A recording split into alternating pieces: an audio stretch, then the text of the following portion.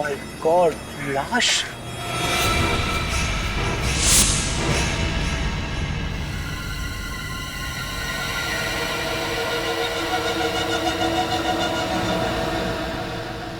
Sir, हो सकता है इस आदमी ने आत्महत्या की हो। अगर इसे लटक के मरना होता तो अपने घर पे भी लटक के मर सकता था। ऐसे दो ऊंची बिल्डिंग के बीच में लटकना लॉजिकल लगता है मुझे। लेकिन सर, अगर ये खून है तो खूनी को लाश को किसी सुनसान जगह में काट देनी चाहिए। क्यों इस तरह शहर के बीचों बीच लाश की नुमाइश क्यों करता? श्रेया, लाश छुपाना खूनी का मकसद नहीं होता। अलग अलग खूनियों के दिमाग में अलग अलग किस्म के फिक्र होते हैं। संभाल के।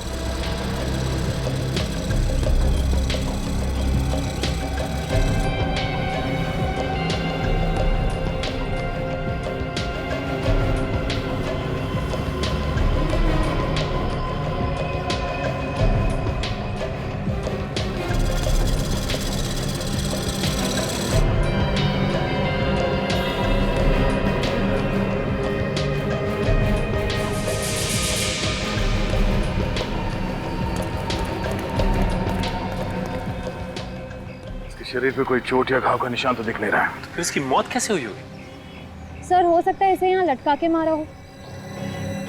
जिंदा आदमी को ऐसे दो ऊंची बिल्डिंग के बीच पे लटकाना कोई आसान बात नहीं है श्रेया।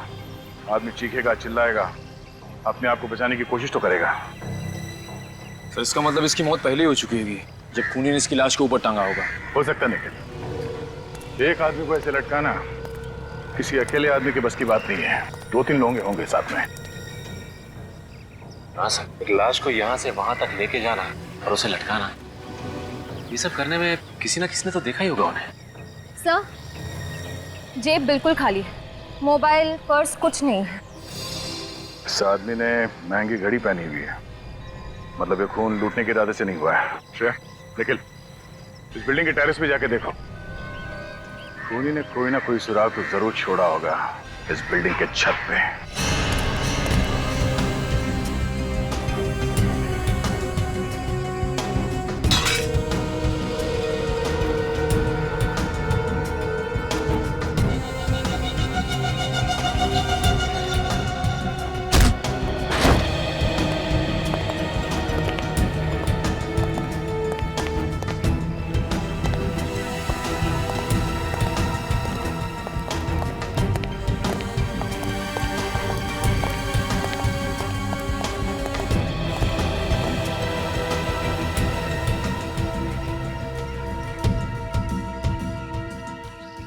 रस्सी यहाँ बिल्डिंग के छत पे बांधी गई है, मतलब खूनी लाश को लेके यहाँ पे आया था।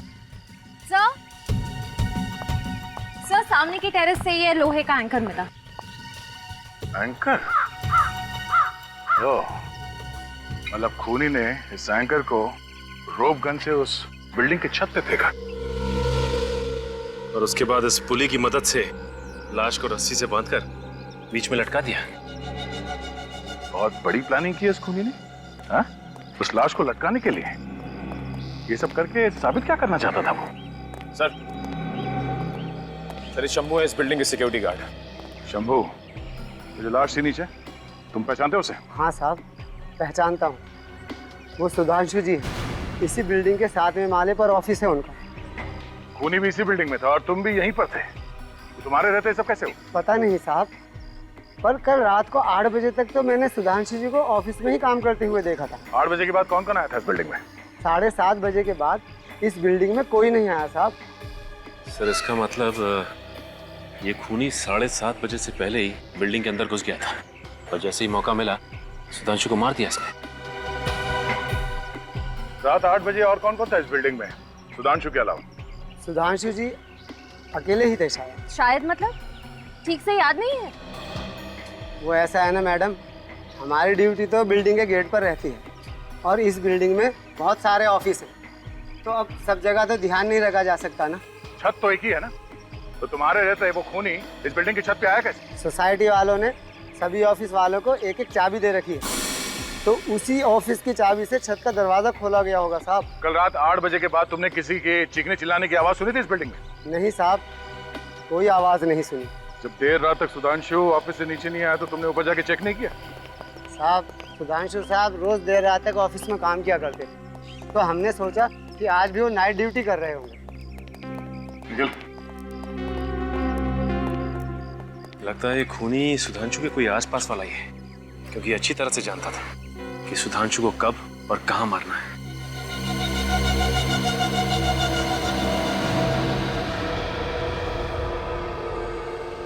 ये देख रहे हैं आप, बस सुधांशु के सर पर यहाँ किसी भारी चीज से वार किया गया है। यार साळुंखे, ये कोई चोट है ही नहीं, सूजन है सूजन। तुम्हारे कहने का मतलब है कि इतनी सी सूजन की वजह से सुधांशु की मौत हो गई? नहीं, इस चोट की वजह से शायद सुधांशु बेहोश हुआ है। अगर इस चोट की वजह से ये बेहोश हुआ है तो फिर मौत कैसे हुई इसकी? बॉडी पे तो नहीं दूसरे जख्म का निशान दिख नहीं रहा। जहर से। देखा कितनी ब्रिलियंट है तारिका जी। मुश्किल से मुश्किल सवाल का जवाब इनके पास रेडी रहता है। ये कौन सा जहर है? एथेन सैंडाइल ट्राइऑक्साइड। इथेन सैंडाइल ट्राइऑक्साइड। यार साळुंखे, ये नाम मैंने कहीं सुना हुआ लगता है। इथेन सैंडाइल ट्राइऑक्साइड, यार ये तो वही जहर है ना, स्लो पॉइजन, जो अविनाश कुमार के केस में इस्तेमाल हुआ था। देखा, इसे कहते हैं याददाश्त। कमाल है प्रतिमा, तुम्हारी याददाश्त अभी भी चीते की तरह से फुर्तीली है। ये वही स्लो पॉइजन है, वही जिसकी वजह से इंसान की मौत होने में कम से कम 4-5 घंटे लगते हैं। मतलब सर, पहले खूनी ने सुधांशु को जहर दिया, उसके बाद इसे छत पे ले गया और किसी भारी चीज से इसे मार के बेहोश किया, और उसके बाद इसे रस्सी पे लटका दिया। पर सर, खूनी इतना झमेला करेगा क्यों? वो चाहता तो सुधांशु को एक आसान मौत दे सकता था ना। तड़पा तड़पा के मारना चाहता था वो सुधांशु को, तड़पा तड़पा के। ये खूनी है कोई सरफिरा। सर, मुझे लगता है ये खून आपसी दुश्मनी की वजह से किया गया है, वरना किसी को मार के ऊपर लटकाने की और कोई वजह नजर नहीं आ रही है सर। हाँ अभिजीत, सही कह रहे हो तुम। और फिर जिस तरह से खून किया गया है, लगता है खूनी कुछ कहना चाहता था, हैं? शायद किसी को धमकी दे रहा है, और प्लानिंग भी खूब की इस खून के लिए सर। पहले से ही ऑफिस के बिल्डिंग में जाकर छुप के बैठ गया, और जैसे ही मौका मिला अपना काम कर दिया। अच्छा, माउंटेनियरिंग का सामान जो मिला है, पता चला किस दुकान से खरीदा गया है? सर, दुकान का पता लग गया है, अंधेरी में है। अंधेरी में? जाओ उस दुकान में और पता लगाओ किसने खरीदा था वो माउंटेनियरिंग का सामान। और अभिजीत, इस सुधांशु की बीवी से जाकर मिलो और उससे सुधांशु के बारे में सब कुछ पता लगाओ, सब कुछ।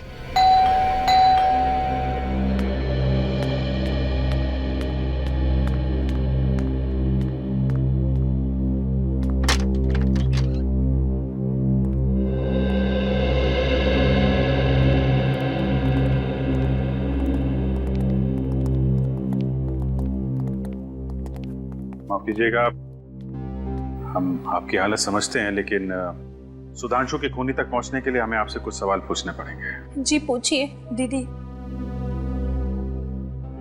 आप जी, ये मेरी बहन निशा है। अच्छा, सुधांशु के बारे में आप हमें कुछ बता सकती हैं? I mean, कोई खास बात? जी खास, हाँ, उन्हें ऊंचाई से बहुत डर लगता था। ऊंचाई से डर लगता था? फिर तो शायद ये बात खूनी भी जानता होगा। अच्छा, पिछले कुछ दिनों में सुधांशु किसी बात को लेकर परेशान थे? हाँ, वो पैसों को लेकर बहुत परेशान थे। पैसों को लेकर? क्यों? पता नहीं सर, लेकिन हर महीने के पहले शुक्रवार को वो बैंक से बहुत सारे पैसे निकाल लेते थे, और वो पैसा पता नहीं कहाँ जाता था। हर महीने के पहले शुक्रवार को? जी सर। कितना कितना पैसा लाते थे? 1,40,410 रुपए। हाँ? क्या?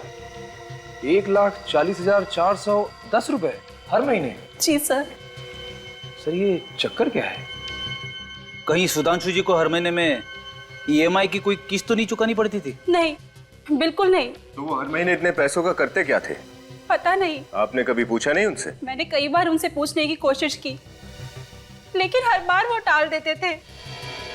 जीजू को पैसों की इतनी ज्यादा जरूरत पड़ती थी कि एक बार तो उन्होंने मुझसे भी पूछा था कि मैं उन्हें कितने रुपए उधार दे सकती हूँ। अच्छा, आखिर सुधांशु को पैसों की इतनी क्या जरूरत पड़ गई थी? हर महीने 1,40,410 रुपए।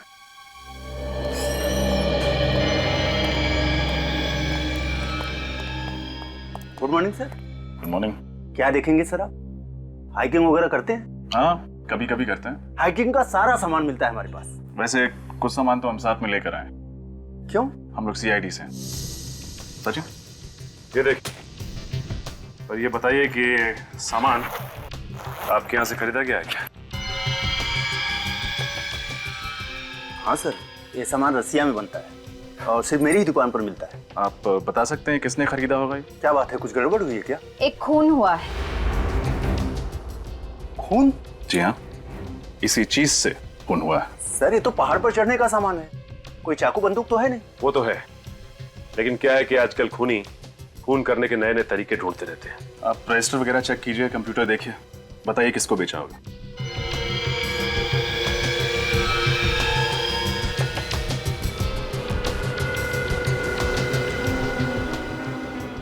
इस सामान पर जो बैच नंबर का स्टिकर होता है वो हटा दिया गया है।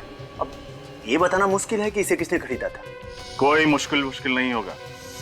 हमें ये मत बताओ कि पूरा शहर ऐसा सामान खरीदता रहता है। महीने भर में एक आध आदमी खरीदता होगा ये। कब खरीदा गया सर, ये तो पता चलना चाहिए। पिछले 1 साल में किस किसने खरीदा, देखो। Okay sir.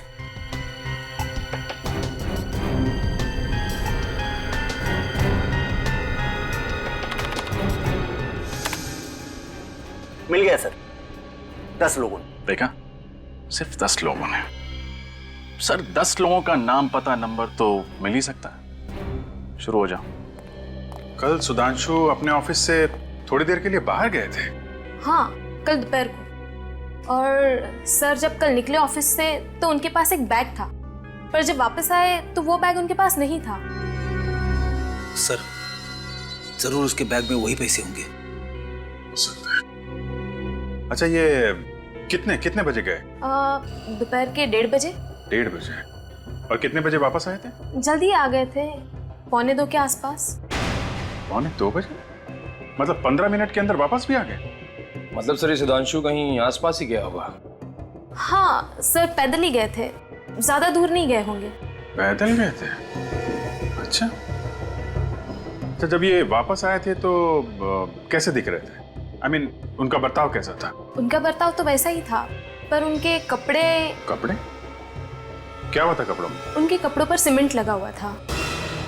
सीमेंट लगा हुआ था? जी हाँ, सीमेंट।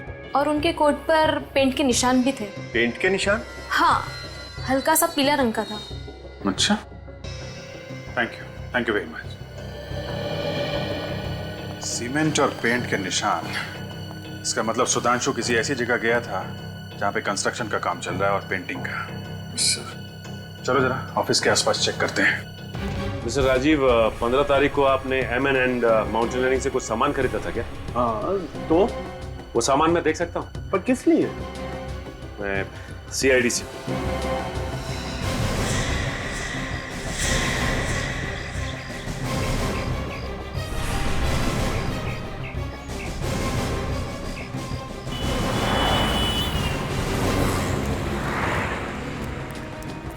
एक काम करो, आसपास देखो, वो अंडर कंस्ट्रक्शन बिल्डिंग मिलती है क्या, चेक करो।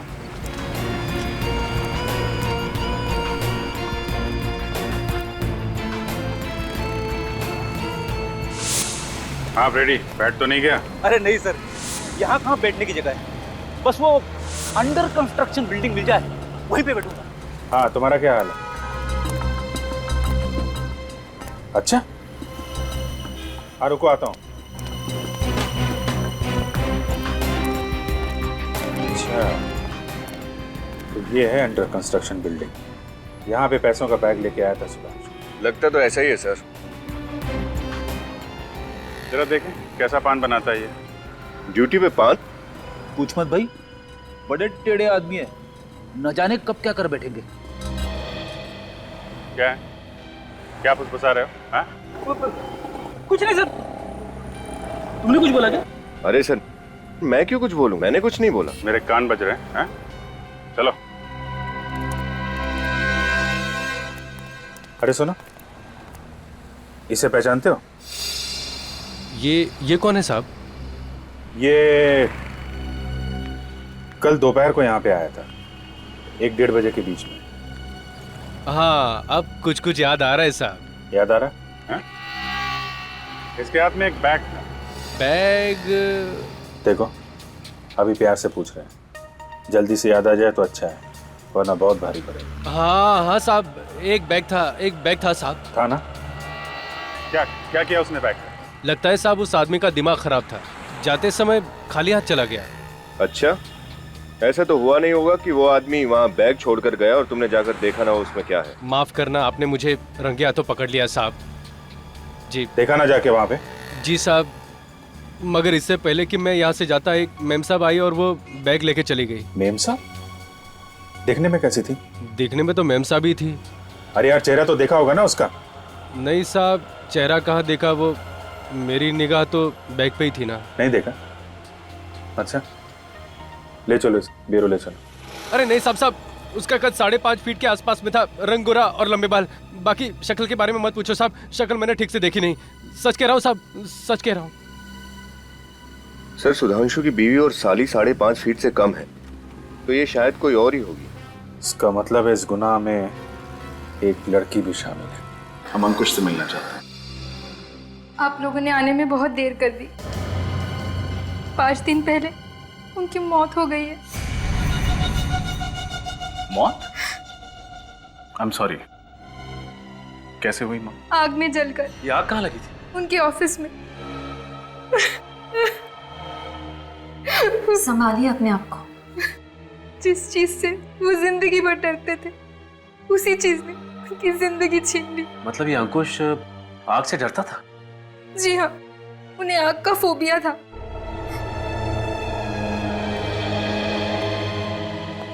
मुझे लगता है खूनी कोई जान पहचान वाला है, जो अंकुश और सुधांशु के फोबियास के बारे में जानता था और उनको तड़पा तड़पा के मारना चाहता था। अच्छा, ये बताइए कि अंकुश ने 23 तारीख को कुछ माउंटेनियरिंग का सामान खरीदा था क्या? जी हाँ, खरीदा था। हम देख सकते हैं? पर उन्होंने कहाँ रखा है मुझे पता नहीं। माफ कीजिएगा, तब तो आपके घर की तलाशी लेनी पड़ेगी। श्योर। श्योर? यस। अरे सुधांशु, ये फोटो में सुधांशु है? जी हाँ, ये सुधांशु है, अंकुश के बिजनेस पार्टनर। Business partner? जी हाँ, लेकिन 1 साल पहले इनकी पार्टनरशिप टूट गई। पार्टनरशिप टूट गई? लेकिन क्यों? कुछ आपसी मतभेद। सब पूरा घर देख लिया, माउंटेनियरिंग का सामान कहीं नहीं मिला। मिलेगा कहाँ से? जरूर वो जान पहचान वाला चुरा के ले गया होगा सुधांशु को मारने के लिए। नम्रता जी, इस फोटो में अंकुश और सुधांशु के अलावा ये दोनों कौन है? वो रितेश है, अंकुश का बहुत अच्छा दोस्त। ये वाला? जी। और ये वाला? इन्हें मैं नहीं जानती। कोई बात नहीं, सीआईडी इनका पता लगा लेगी। वैसे ये फोटो है कहाँ की? वेव रिजॉर्ट की। आज से 2 साल पहले 14 अप्रैल 2010 को वहाँ कंपनी की पार्टी थी।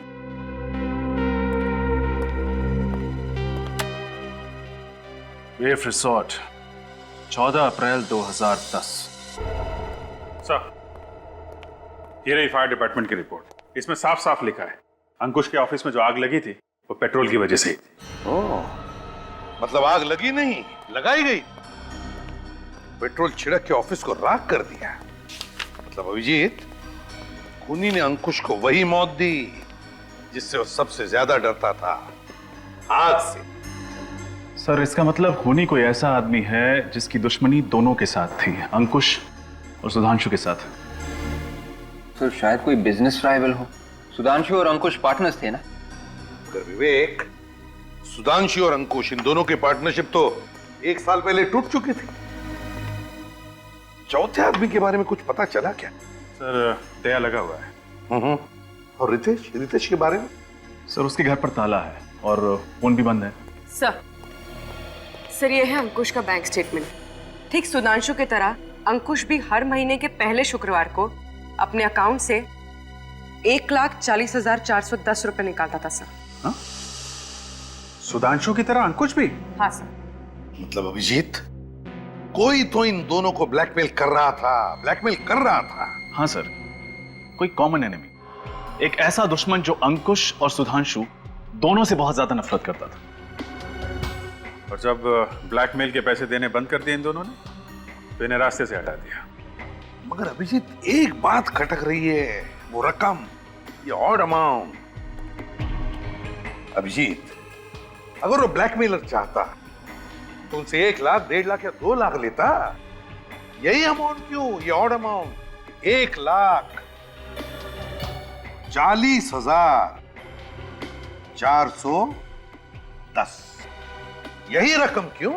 ओह, तो ये बात है। क्या बात है सर? सर, लगता है इस रकम का राज समझ में आ गया है।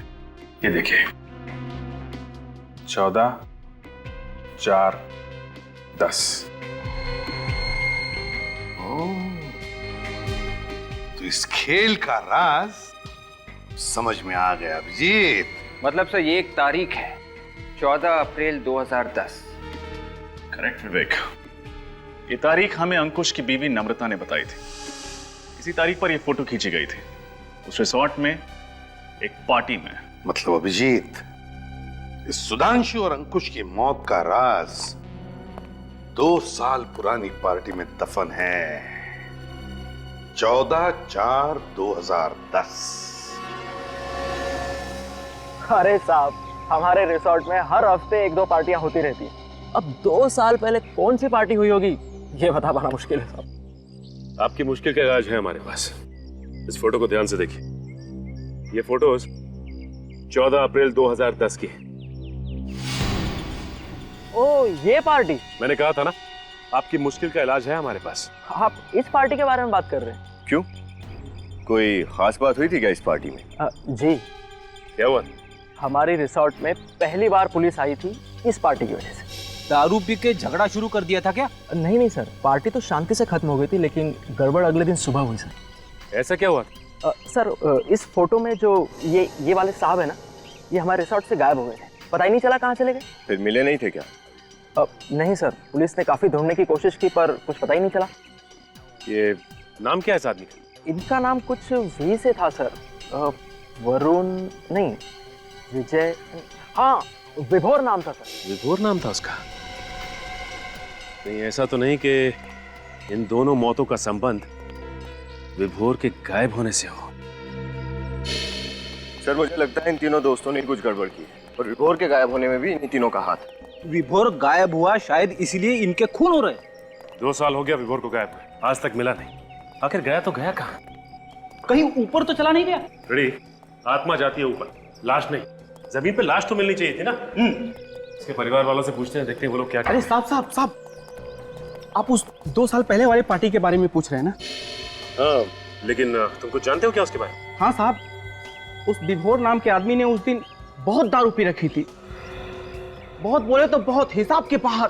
तो क्या वो पी के गिर गया था यहाँ? नहीं सर, उसके 3 दोस्त लेकर गए थे यहाँ से। तुम्हें कैसे मालूम? साहब, मैं यहीं था पार्किंग में। विभोर से तो ठीक से चला भी नहीं जा रहा था। इन्हें पहचानते हो? यही तो थे वो तीनों जो विभोर को लेकर गए थे यहाँ से, और फिर थोड़ी देर बाद वापस भी आए थे। वापस भी आ गए? हाँ सर, लेकिन सिर्फ वो तीनों ही वापस आए। और ये विभोर, ये वापस नहीं आया? विभोर नहीं आया था। विनीत, इसका फोन नंबर ले लो। बस, अब पक्का हो गया। उन तीनों ने ही विभोर को मार के कहीं पे गाड़ दिया है। और ये सब करते हुए उन्हें किसी ने देख लिया है और एक एक करके सबको ब्लैकमेल कर रहा है और सबका खून कर रहा है। लगता है अगला नंबर इस रितेश का है। रितेश के घर जाके देखा था? हाँ सर, उसके घर पे ताला लगा हुआ है, लेकिन उसका मोबाइल यहीं पे ट्रेस हुआ है, इसी होटल में।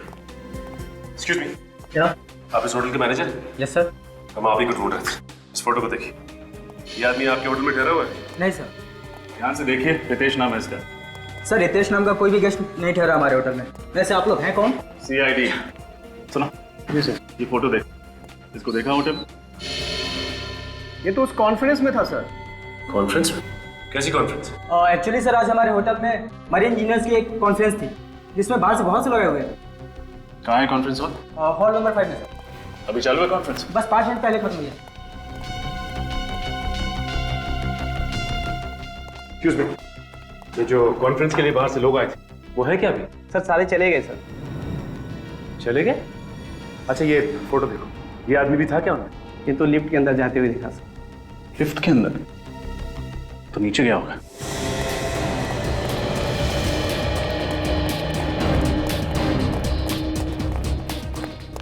अरे भाई साहब,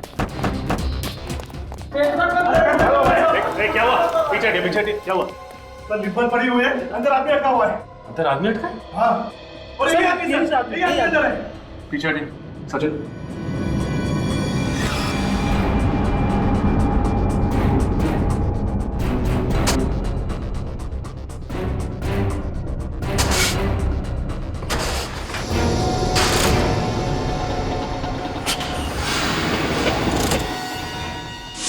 बाहर निकालो।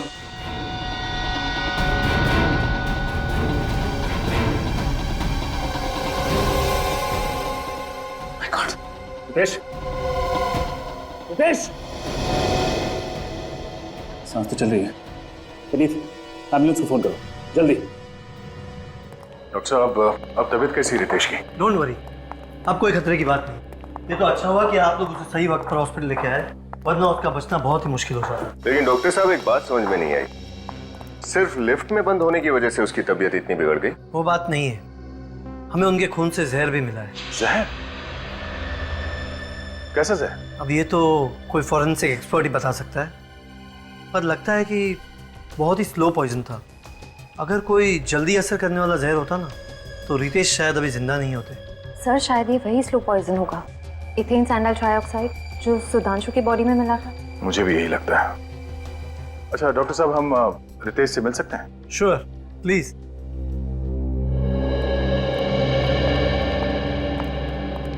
अरे सर,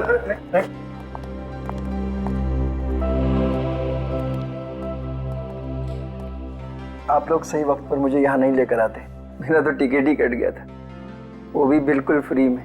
नहीं नहीं नहीं नहीं, फ्री में नहीं, पूरे 1,40,410 रुपए में। 1,40,410? ये क्या सर? देखो रितेश, अब सच पे पर्दा डालने से कोई फायदा नहीं। हमने तुम्हारे बैंक अकाउंट के डिटेल चेक किए हैं। तुम हर महीने के पहले शुक्रवार को 1,40,410 किसे देते थे? मैं? किसे? उसी को जिसे सुधांशु और अंकुश भी पैसे देते थे और जिसने उन दोनों का खून कर दिया और तुम्हारे ऊपर भी तो हमला किया। मुझ पर किसने हमला किया मैं नहीं जानता, मैंने तो उसका चेहरा भी नहीं देखा। कमाल, उस आदमी ने तुम्हें जहर दिया, तुम्हें लिफ्ट में बंद किया और तुम कह रहे हो कि तुम उसका चेहरा देख नहीं पाए? हाँ? जहर का तो मुझे पता नहीं सर, मैं होटल से बाहर जा रहा था, अचानक पीछे से किसी ने मुझे धक्का दिया और मुझे लिफ्ट में बंद करके चला गया। ये सब इतना जल्दी हुआ, मुझे उसका चेहरा देखने का वक्त ही नहीं मिला। अच्छा, उसने तुम्हें लिफ्ट में ही क्यों बंद किया? तुम्हें लिफ्ट का कोई फोबिया है क्या? लिफ्ट ही नहीं सर, मुझे हर बंद कमरे से डर लगता है, मुझे क्लस्ट्रोफोबिया है। देखा सर आपने, खून ही सबको दर्द भरी मौत देना चाहता है। उसने सुधांशु को ऊपर लटका दिया क्योंकि इसे वर्टिगो था, और उसने अंकुश को जला के मारा क्योंकि इसे पायरोफोबिया था, और इसे लिफ्ट में बंद कर दिया क्योंकि इसे क्लस्ट्रोफोबिया है। मतलब ये आदमी को इनके जान पहचान का ही है, जिसे मालूम था कि किसे किस चीज से डर है। रितेश, कोई नाम आता है तुम्हारे दिमाग में? नहीं सर। हमारे दिमाग में एक नाम आता है। किसका? विभोर। विभोर? आप लोग विभोर को कैसे जानते? हम तो उस पार्टी के बारे में भी जानते हैं जो 14 अप्रैल 2010 को हुई थी वेव रिसॉर्ट्स में। 14 अप्रैल 2010? ये रकम 1,40,410 वहीं से आया है ना? बताओ उस रात क्या हुआ था एग्जैक्टली, जिसकी वजह से तुम लोगों को ब्लैकमेल किया जा रहा था, जिसकी वजह से खून हो रहे हैं? उस रात? हाँ हाँ बोलो, क्या राज है उस रात का? कहाँ ये विभोर? उस रात विभोर ने बहुत शराब पी रखी थी, उसे सीधे चलने को भी नहीं हो रहा था। हम लोगों ने सोचा इसको थोड़ा घुमा लाते हैं, थोड़ा ठंडी हवा लगेगी तो शायद शराब का नशा कम हो जाएगा। यही सोचकर अंकुश ने गाड़ी निकाली और हम चारों गाड़ी में बैठकर रिसोर्ट से बाहर निकल गए। रिसोर्ट से थोड़ी दूर जाकर एक खाई थी। अंकुश ने गाड़ी वहीं पे रोक दी और हम चारों वहीं पे बैठ गए और बातें करने लगे। क्या बात करने लगे? इधर उधर की बातें जो दोस्तों में होती, थोड़ा हंसी मजाक, एक दूसरे की टांग खींच रहे थे। और थोड़ी देर के बाद हम एक दूसरे के डर के बारे में बातें करने लगे। डर? कैसा डर? हाँ, डर। हर इंसान को किसी न किसी चीज से डर जरूर लगता है। जैसे मुझे क्लस्ट्रोफोबिया, सुधांशु को वर्टिगो और अंकुश आग से डरता था। विभोर को ऑल्टोफोबिया था। ऑल्टोफोबिया? ऊंचाई से डर लगता था उसे? जी हाँ, ऊंचाई का डर, क्योंकि वहां पर खाई थी। हमने विभोर को बहुत उकसाया कि अगर तुझ में हिम्मत है तो तू 2 मिनट उस खाई के पास खड़ा रहे और नीचे देख। ये जानते हुए भी कि उसने शराब पी रखी थी और वो लड़खड़ा रहा था, तुम सबने ऐसा किया? यही तो सबसे बड़ी गलती की हमने। विभोर शराब के नशे में था, उसका बैलेंस बिगड़ गया और वो खाई में जा गिरा। फिर हम जैसे तैसे नीचे उतरे सर। हमने विभोर को ढूंढने की बहुत कोशिश की, लेकिन विभोर नहीं मिला। तब हमने ये फैसला किया कि ये राज किसी को नहीं बताएंगे। ये राज हम अपने सीने में दफन कर देंगे। शर्म आनी चाहिए तुम्हें। खुद को दोस्त कहते हो ना? सर, जो कुछ भी हुआ अनजाने में हुआ है। विभोर की मौत का बोझ हम अपने सीने में लेकर घूम रहे। फिर ये ब्लैकमेलिंग का सिलसिला कब से शुरू हुआ? 3 महीने पहले अचानक हम तीनों को एक चिट्ठी मिली जिसमें लिखा था 1,40,410 रुपया हर महीने अगर हमने उस तक नहीं पहुंचाया तो वो विभोर की मौत का राज दुनिया के सामने लाकर रख देगा। अच्छा, आप लोगों ने पता लगाने की कोशिश नहीं की कि ये पैसे किसके पास जा रहे हैं? की थी, लेकिन सर मुजरिम बहुत चालाक है। वो हर बार पैसे लेने की जगह बदलता था और आखिर में कहता था कि पीछे मुड़कर मत देखना। ये सब बताने के लिए वो फोन करता था? फोन नहीं सर, चिट्ठी लिखकर टाइम और जगह बताता। वो चिट्ठी कहाँ है? चिट्ठी तो मैंने जला दी सर। मुझे डर था कि ये चिट्ठी किसी के हाथ में लग जाए। अगर हमें पहले बता देते हैं तो शायद आज सुधांशु और अंकुश जिंदा होते हैं। अच्छा, अब तुम किसी लड़की को जानते हो जिसका कद 5.5 फुट है, गोरा रंग, लंबे बाल? 5.5 फुट रंग गोरा? हाँ, जरा सोच के बताओ, क्योंकि पैसे का बैग उठाने के लिए वो लड़की ही आती थी।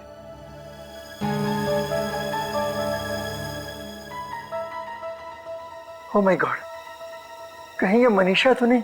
मनीषा? ये मनीषा कौन है? विभोर की पत्नी। विभोर की पत्नी? कहीं वही तो नहीं कर रही है सब अपने पति की मौत का बदला लेने के लिए? हाँ? इस विभोर का एड्रेस बताओ।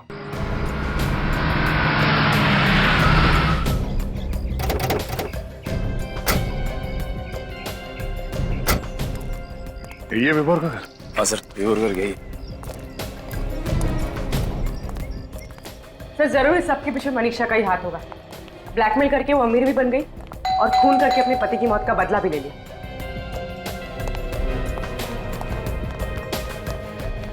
अरे सुनिए, आप लोग कौन है और यहाँ पे क्या कर रहे हैं?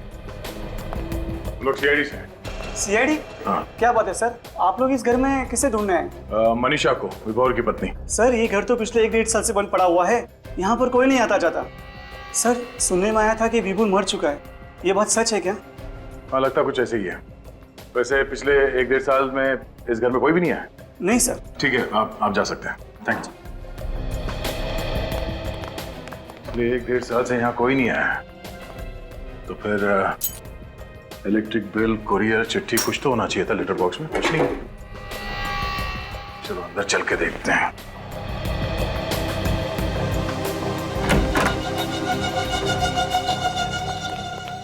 निखिल, जरा देखो लाइट के स्विच कहाँ है।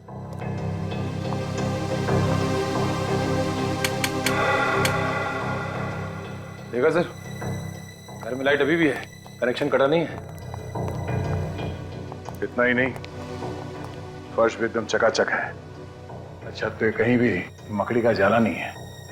ऐसा लगता है यहाँ हर रोज साफ सफाई हो रही है। निखिल, जरा ऊपर चेक करना।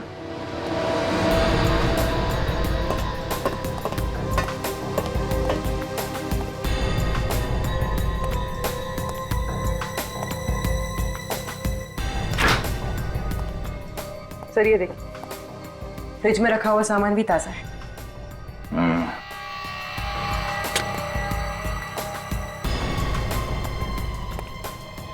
सर, ऊपर भी घर एकदम साफ सुथरा है। मतलब ये मनीषा घर में तब आती होगी जब पड़ोसी की नजर उन पे नहीं पड़ती।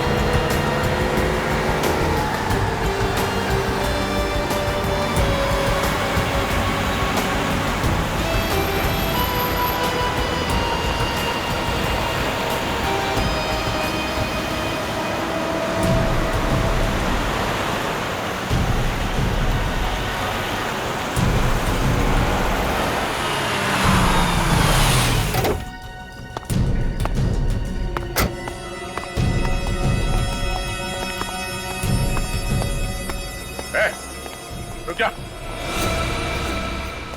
रुक। चुपचाप इस तरफ पलटो और इस कार हटाओ।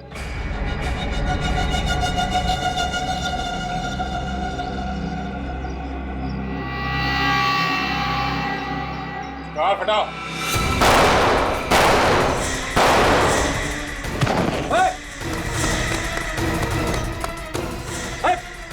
पकड़ो से। बस, डोंट मूव। कर नीचे। कर नीचे। कार हटाओ। मैंने कुछ नहीं किया, मैंने कुछ नहीं किया, इसे मैंने उसके कहने पे किया था। किसके कहने पे? हाँ, किसके कहने पे?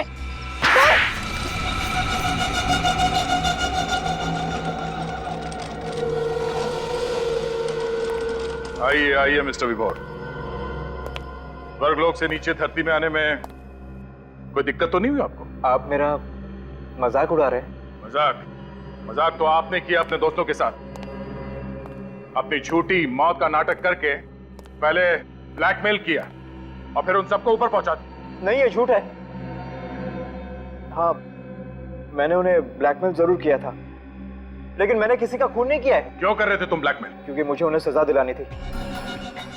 मेरे साथ जो अन्याय हुआ उसका बदला चाहता था मैं। क्या बात है, बड़ी अच्छी सजा है। उनसे लाखों रुपए ऐंठ के तुम्हें इंसाफ मिल गया।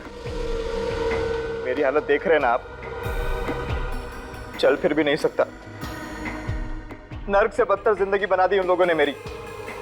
इसके बदले में थोड़े पैसे मिल गए तो क्या गलत किया? इसी बदले की आग को मिटाने के लिए तुमने अंकुश को आग में जला दिया और सुधांशु को लटका दिया। हा? मैं उन्हें क्यों मारूंगा? उनकी मौत की वजह से तो मुझे पैसे मिलने बंद हो गए। और इस हालत में ऐसा कर भी कैसे सकते हैं? अच्छा, तो कौन है वो आप लोगों का चाहने वाला जो आप लोगों के लिए इन तीनों से बदला ले रहा है? हा? एक बात बताओ, उस 14 अप्रैल 2010 को एग्जैक्टली हुआ क्या था वहां पे? सोच समझ के बताना। उस रात मैंने कुछ ज्यादा ही शराब पी ली थी। ठीक से चल भी नहीं पा रहा था मैं। तभी सुधांशु, रितेश और अंकुश ने मुझे कार में बिठाया और मुझे खाई के पास ले गए। उन्हें अच्छी तरह मालूम था कि मुझे ऊंचाई से डर लगता है। मेरा यही डर दूर करने के लिए उन्होंने मुझे खाई के किनारे खड़ा कर दिया। और फिर शराब की वजह से तुम्हारा बैलेंस बिगड़ा और तुम खाई में गिर गए। नहीं, मेरा बैलेंस बिगड़ा नहीं था, किसी ने मुझे पीछे से धक्का मार दिया। धक्का? किसने धक्का दिया तुम्हें? पता नहीं। उस वक्त वहां उन तीनों के अलावा और कोई मौजूद नहीं था। इसका मतलब है उन तीनों में से कोई। सर मेरी तो कुछ समझ में नहीं आ रहा।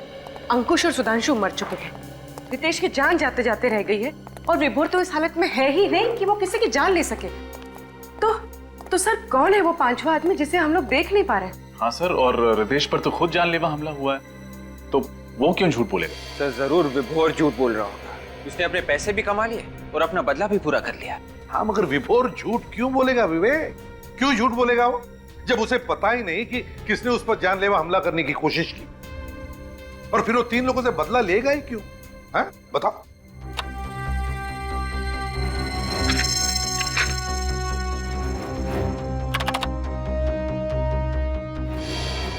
ये रितेश उस दिन होटल में कोई कॉन्फ्रेंस अटेंड करने गया था ना? Yes sir.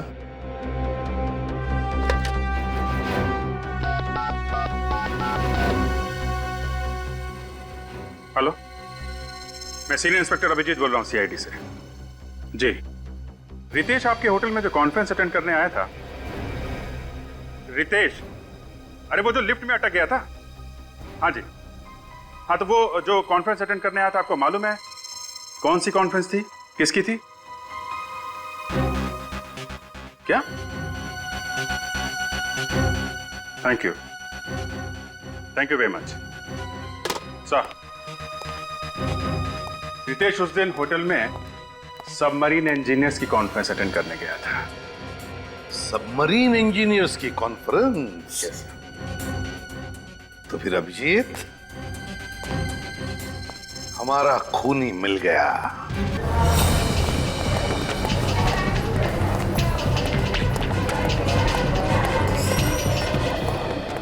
रितेश का वो ब्लड टेस्ट के लिए गए हैं। ब्लड टेस्ट के लिए? एटेंडेंट को फोन करके बोलो उसे वहीं रोके। पर बात क्या है? वो बोला जाए वही करो, जल्दी।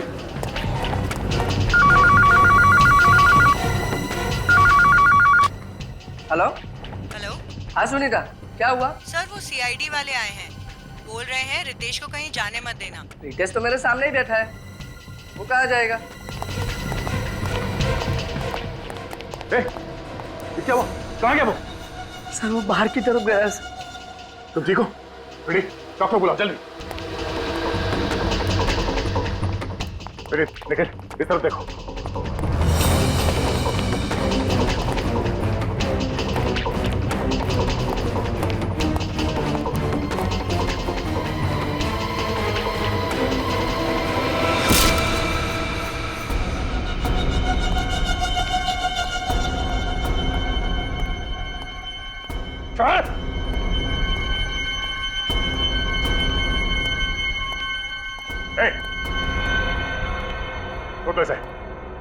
छोड़ दे से, वरना अच्छा नहीं होगा।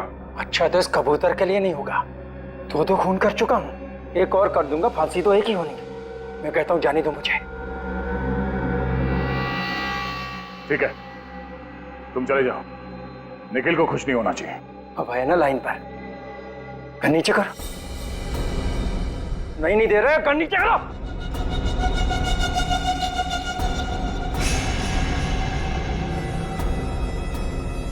नहीं दे रहा, कर नीचे कर।